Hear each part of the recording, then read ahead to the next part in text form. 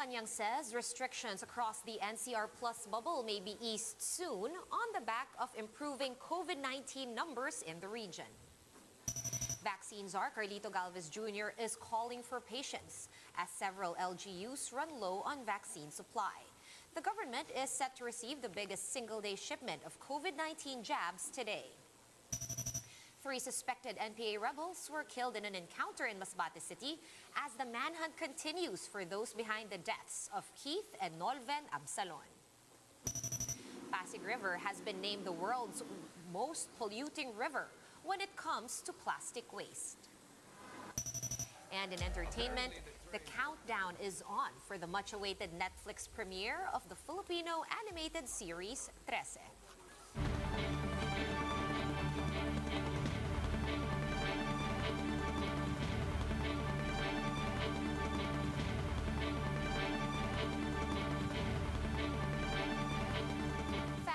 Focused and fearless. Here's a roundup of stories we're watching now. I'm Sean Yao. Malacanang is planning to further ease quarantine restrictions across the NCR Plus bubble by June 15. To give us his insights on this, we have Octa Research Fellow Professor Guido David joining us over the line. Good evening, Professor Guido. Do you agree with Palace spokesman Harry Roque that the numbers in the region are looking good? Hi, Sean. Good evening. Actually, we do agree that the numbers are still improving. We know that because even though the previous week we had a slight uptick in cases in the NCR, now we're back on a downward trend. The reproduction number in the NCR is 0.68, and we have a one-week growth rate of, I think, about minus 12%.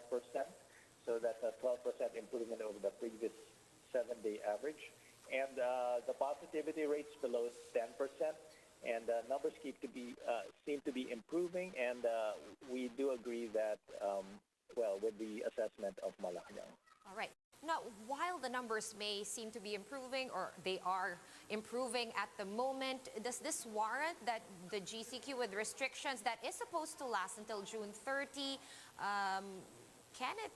does it warrant it being shortened until June 15, or should we stick with the original target of June 30?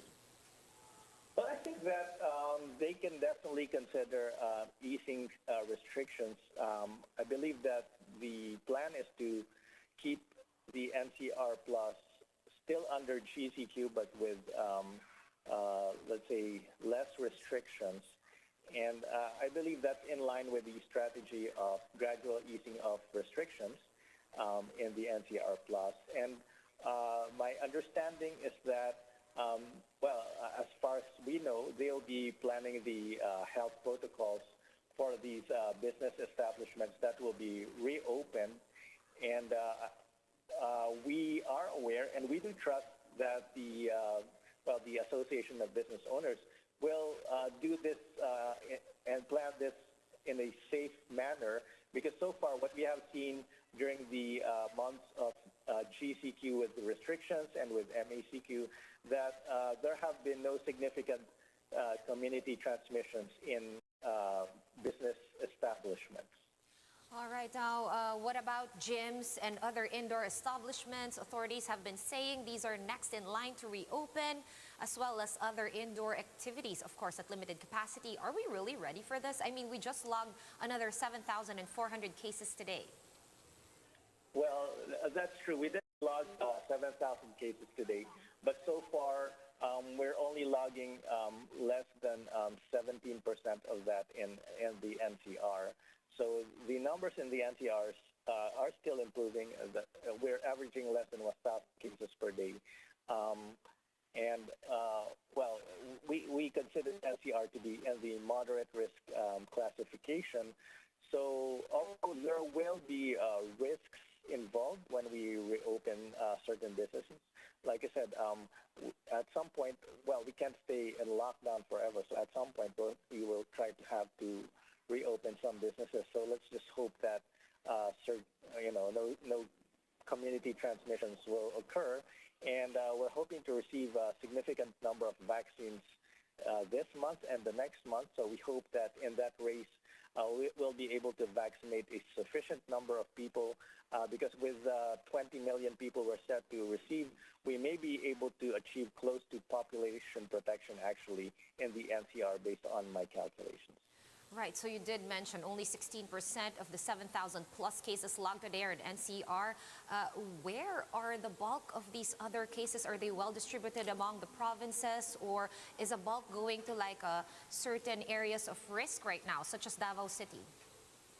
Well, a bulk of the cases are actually occurring in parts of Mindanao and parts of Western Visayas. And Western Visayas will also include Dumaguete, which is in Central Visayas technically, but it's fairly close to that region. So we have three hot spots in that region. So that's Bacolod, Iloilo, and Dumaguete. And in the Mindanao region, we have Davao City and a few other places like Cagayan de Oro, General Santos, Coronadal, Cotabato City. Although when we last checked yesterday's numbers, the trend, the upward trend seemed to have slowed down in the Mindanao area, but it's still increasing significantly in the Western Visayas region. All right, and one of the big things that we fear in all of these rising cases are, of course, new variants. Guido, do we have any more clarity on the reasons behind the surge in Davao as well as other provinces in the Western Visayas and Mindanao? Is it really due to another strain? Well, that's something we would be afraid of, Sean, but unfortunately we don't have information yet if whatever's driving the surge in Mindanao and Western Visayas is the old variant, the UK variant or the South African variant, or if there's a new variant. I believe, based on to the best of my knowledge, we don't have information yet on these. Hopefully, we will get some genome sequencing soon. But definitely, whatever the variants are spreading, people should be very careful when they're in these areas and should practice the minimum health standards. Right, always sticking to those minimum health standards. Thank you for your time as usual. That was Professor Guido David of the Octa Research Group over the phone. Thanks, Guido. And millions of COVID-19 vaccine doses are set to arrive in the Philippines today. More than 2.2 million Pfizer jabs from the WHO-led COVAX facility will land in Manila at 9 p.m., while 100,000 doses of Russian-made Sputnik V vaccines are arriving on Friday. Earlier today, the country's COVID-19 task force welcomed the arrival of 1 million doses of Sinovac that were procured by the government. Meanwhile, vaccine czar Carlito Galvez Jr. apologized to LGUs for the delay in vaccine delivery. Galvez explained that only 4.5 million of the 7 million doses that were supposed to arrive in May were delivered due to logistical challenges. Galvez assured local governments that the remaining jabs will be delivered to them this month. And in Masbate City, at least 3 suspected NPA rebels were killed in an encounter as the manhunt continues for the suspects behind the killings of Keith and Nolven Absalon. Jenny Dongon with the report. This is Leline Poligrates with her father Antonio, a 61-year-old barangay tanod in Kawayan, Masbate. In a Facebook post, she said her father was kidnapped by still unidentified armed men. The following day, they were informed that Antonio died in an encounter with uniformed personnel. She was tagged as one of the members of the New People's Army behind the Sunday's bomb attack in Masbate City. The incident killed FEU football player Keith Absalon and his cousin while biking in the area. Lanin said the claim is far-fetched due to her father's physical condition. Tapos may hawak na baril, mali pa yung pagkahawak ng baril. Kung sinabi nilang nanlaban yung tatay ko, matanda na yun, ba't tingin na ako? Tinulong. Bakit pinatay nila?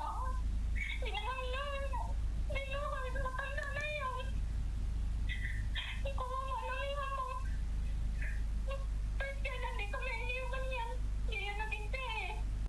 In a statement, the Communist Party of the Philippines condemns what they call a massacre. The CPP also clarifies that the victims were not members of their armed wing. It adds that the troops fabricated the encounter to claim the reward offered by the NTF-ELCAC. But the military immediately refuted this, saying they have recovered enough evidence. Lahat po yan ay pakana lang ng ating mga kalaban sa gobyerno, no? Yung mga communist terrorist group. They are sowing fake news. They claim that they recovered some paraphernalia, including 16 high-powered firearms. High-ranking officials vowed to continue hunting down rebels responsible for civilian killings. Sila ay wala na halos suporta sa mga residente dahil po sa ating community support program na talagang ginagawa dito sa pangkalahatan sa buong probinsya. For the armed forces, efforts to resume peace talks with the CPP-NPA will be futile. Hindi na karapat-dapat pang pagbigyan ng pagkakataon na naman ng usapang pangkapayapaan upang i-violate lamang ang karapatang pagtao, pumatay pa ng sibilyan, magpatuloy pa sa kanilang stockpiling, manufacture, and transportation of use nitong mga landmines na ito at higit sa lahat, may pagpatuloy ang kanilang gagawing extortion. For News 5, Jenny Dongon, we are One News. Here are other stories we're keeping our eyes on. The Pasig River has been named as the world's most polluting river when it comes to plastic waste. Rotterdam-based organization Ocean Cleanup says this makes the Philippines the top source of ocean plastic emissions, followed by India and Malaysia. Aside from the Pasig River, 18 more Philippine rivers were included in the top 50 contributors of plastic waste in the ocean. The Sandigan Bayan has acquitted former Makati City Mayor Elenita Binay of graft and malversation charges. The cases were filed against the Binay matriarch over the procurement of 45 million pesos worth of hospital beds and medical supplies for the Hospital ng Makati back in 2000 and 2001. However, Binay's two co-accused, both former Makati City officials, were convicted of 2 counts of graft and sentenced with up to 8 years of imprisonment for each count. And the Philippine Navy held a send-off ceremony for its second frigate, the BRP Antonio Luna, which will be deployed to the unit patrolling the West Philippine Sea. This will be the first major deployment supervised by newly appointed Navy Chief Adelius Bordado.